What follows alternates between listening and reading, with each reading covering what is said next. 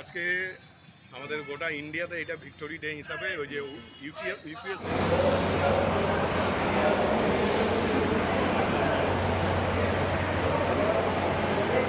इसके बाद मेरा नेक्स्ट प्रोग्राम है। मैं आए हुए हैं मेरा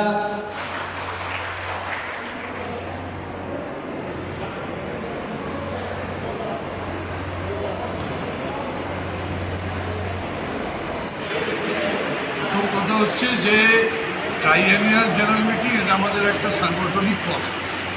এই সাংগঠনিক প্রসেসে এতদিন ধরে আমাদের 2 বছরে হতো বাইঅ্যানুয়াল জেনারেল মিটিং, এটা ট্রাইঅ্যানুয়াল জেনারেল মিটিংয়ের বছর আমাদের সংবিধান সংশোধন হচ্ছে, সেই জন্য এবারে প্রথম ট্রাইঅ্যানুয়াল জেনারেল মিটিং হচ্ছে। ইস্টার্ন রেলওয়ে মেন্স ইউনিয়নের জন্ম হচ্ছে 1920 সালে, সুতরাং 104 বছর বয়স আমাদের চলছে। প্রথম যেটা ট্রাইঅ্যানুয়াল দেখছেন সেটা আমরা সংবিধান সংশোধনের পরে প্রথম এটা করতে যাচ্ছি। এটা আমাদের পুরোপুরি সাংগঠনিক ব্যাপার। দ্বিতীয় ব্যাপার হচ্ছে যে আজকে যে প্রশ্ন আপনি করছেন সেই প্রশ্নে আমাদের আন্দোলন ছিল যে 1957 সালে কেন্দ্রীয় সরকারি কর্মচারীরা বহু লড়াইয়ের ফলে অন্যান্য অংশে আগে হয়ে গেছিল, রেলে আমরা 1957 সালে প্রথম আমরা এই আইন প্রণয়ন করতে সরকারকে বাধ্য করি আন্দোলনের মধ্যে দিয়ে।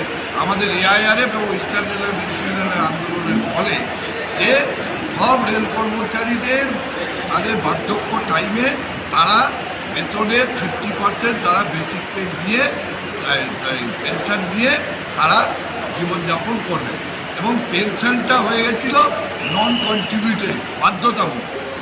সেই নন কন্ট্রিবিউশনটাকে কন্ট্রিবিউশনে রূপান্তরিত করে দিল এনপিএসের নামে 2003 সালের অক্টোবর মাসে 10ই অক্টোবর অটল বিহারী বাজপেয়ী। সে সময় পার্লামেন্টে এবং রাজ্যসভায় কোনো রকম ঘনিষ্ঠতা তাদের ছিল না, ফলে স্পেশাল অর্ডিন্যান্স জারি করে তিনি এটা করলেন, এবং করার পরে 1/1/2004 পরে রেল শ্রমিক কর্মচারীদের কাছে এটা একটা অভিশপ্ত আইনে পরিণত হলো যে এনপিএস একটা নতুন হলো যে 1/1/2004 পরে নিউ পেনশন স্কিম, পরে এটাকে ন্যাশনাল পেনশন স্কিম, রেল কর্মচারীরা বলে এটাকে নো পেনশন স্কিম। এই নিয়ে দীর্ঘ 20 বছর ধরে আমাদের আন্দোলন চলছে, এবং এই আন্দোলন চলার পরে এর মধ্যে দিয়ে কংগ্রেসের মনমোহন সিংয়ের গভর্নমেন্ট যখন হলো 2011 সালে, তখন এটা অর্ডিন্যান্স ছিল, এটাকে পিএফআরডি বিলে পরিণত করলেন, এবং আমরা তখন তার সাথে দেখা করেছিলাম স্টাফ সাইড থেকে। কিন্তু তিনি এই ব্যাপারটা বললেন যে এটা খুবই ভালো ব্যাপার এবং শ্রমিক কর্মচারীরা প্রচুর পয়সা পাবে, এই একটা আশা দেখিয়ে তিনি এটা করলেন। পরবর্তীকালে 20 বছরের লড়াই আন্দোলন জারি আছে।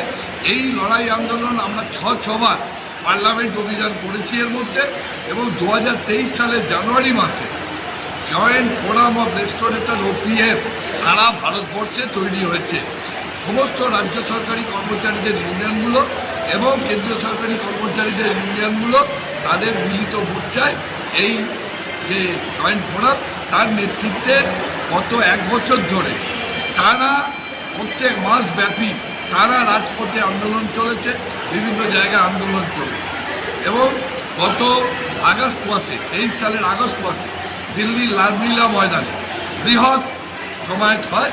সরকার তাই দেখে ভয় পেয়ে যায়, এবং এই সরকার তখন বাধ্য হয় একটা কমিটি করে এটা করতে, কিন্তু সেই কমিটি কিছুতেই এই ওপিএস সিস্টেমটাকে প্রবর্তন করবে না। বারবার কমিটির সাথে মিটিং বানচাল হয়ে যায়। শেষে রেল কর্মচারীরা এবং কেন্দ্রীয় সরকারি কর্মচারীরা ঠিক করে যে আমরা ধর্মঘটের পথে যাব। 1 মে 2024 থেকে ধর্মঘট ছিল, কিন্তু তারপরে নির্বাচন ঘোষণা হয়ে যায়। সরকার আবেদন করে যে আপনাদের দাবি গুরুত্ব সহকারে মানা হবে। সেই গুরুত্ব সহকারে মানার জন্য গত 14 জুলাই এই ব্যাপারে সরকার একটা আহ্বান করে মিটিং। সেই মিটিংয়ে সরকার প্রথমে তারা 35%-এর ওপরে আমরা চেয়েছিলাম যে সরকার যখন ওপিএস করবে না বলে দিচ্ছে বারবার, এখান থেকে সরকার কিছু হচ্ছে না, তখন আর রূপায়ন্তর না দেখে আমরা বলি যে ওপিএস করুন, যাই করুন, সেইটা যেন গ্যারান্টেড পেনশন হয়। সেই গ্যারান্টেড পেনশনের দাবিটা ওরা বলেন যে 35%-এর বেশি গ্যারান্টেড পেনশন দেবেন না, পরবর্তীকালে 40%, তারপরে বার্গেনিংয়ের মধ্যে থেকে 50% এই যে যেটা আমরা ওল্ড পেনশন স্কিমে পাই সেটা আদায় করা গেছে। এবং এটা ইস্টার্ন মেন্স ইউনিয়নের বর্ধমান শাখা কমিটির আজকে ট্রাইএনুয়াল জেনারেল মিটিং। প্রতি 3 বছর অন্তর এই মিটিংটা হয়। আমাদের আগে 2 বছর ছিল, 3 বছর হয়েছে। এবং এটা থেকে আমরা নতুন বডি হয়, আমাদের নতুন বডি থেকে কমিটি বডি হয়, সেটা থেকে আমরা আগামী দিনে আমাদের যে এই শাখা পরিচালনা করবো রেলের শ্রমিকদের স্বার্থে এবং তাদের বিভিন্ন দাবি দেওয়া থেকে রেলের কাছে যে আমাদের উপর অগণিত অত্যাচার হচ্ছে, এই অত্যাচারটাকে বাঁচাতে আমাদের ইউনিয়ন সবার আগে প্ল্যাটফর্ম যে এগিয়ে থাকে, সেই তার মাধ্যম দিয়ে আমরা আজকের এই সভা করছি। Ashis Dutta, branch secretary, DRMO Bardhaman branch.